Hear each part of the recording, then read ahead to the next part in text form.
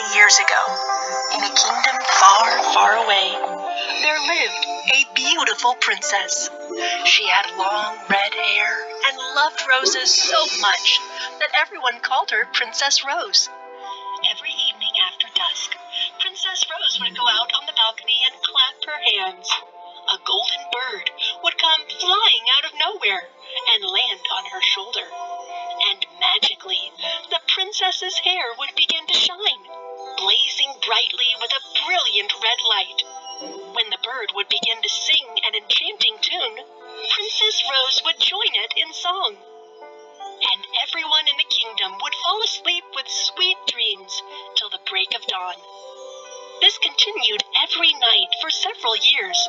As the sun would set, Princess Rose and the little golden bird would sing their lovely lullaby, so that all people fell asleep and had sweet dreams till the break of dawn.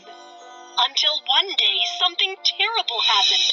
A wicked old witch learned about Princess Rose and decided to curse her. A bud in a basket from bright to thin, may the roses color dim. And Princess Rose's hair instantly turned as black as tar. Princess Rose didn't know why her hair turned black, but just as always, she went out on her balcony and clapped her hands. But this time, when the golden bird landed, Rose's hair glowed black instead of red. The bird sang its enchanting melody, and Princess Rose sang her lullaby. But as the kingdom all fell asleep, they only had bad dreams and nightmares. And the next day, the saddened princess asked the bird, "Tell me, golden bird, how can I make my people's dreams so sweet again till the break of dawn?"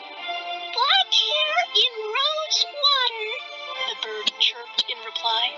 The princess thought this was strange advice, but she followed it anyway, because, after all, it was a magical talking bird.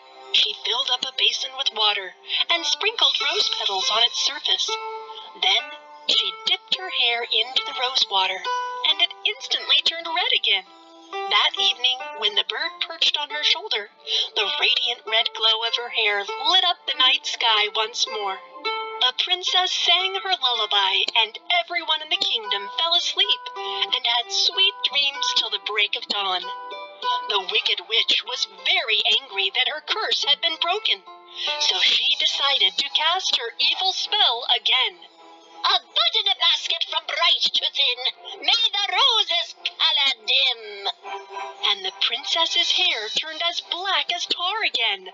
Only this time, the witch flew swiftly on her flying broom and stole all the rose blooms in the entire kingdom.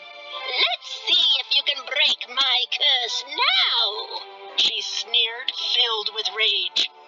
Once again, the saddened princess asked the bird, "Tell me, golden bird, how can I make my people's dreams go sweet again till the break of dawn?" "Black hair in rose water," the bird chirped in reply.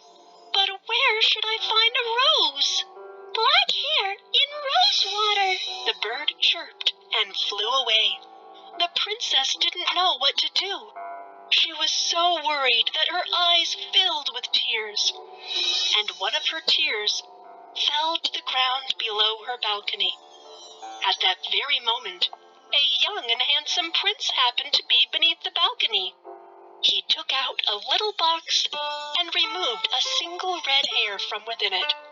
He bent down and placed the hair atop the princess's tear.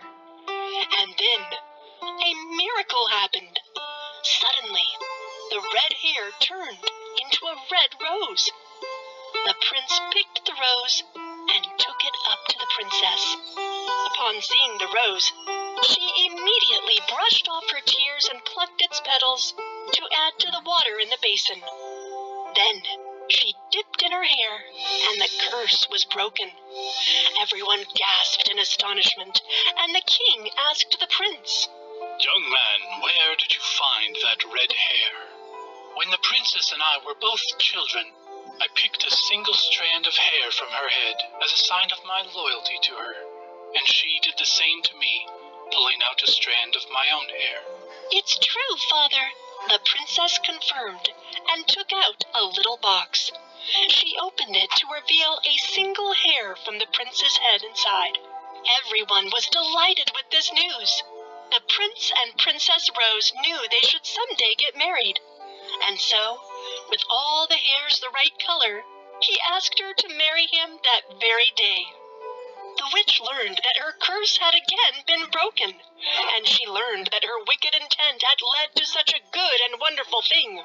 Her evil heart swelled with anger so much that she exploded into 1,000 tiny pieces.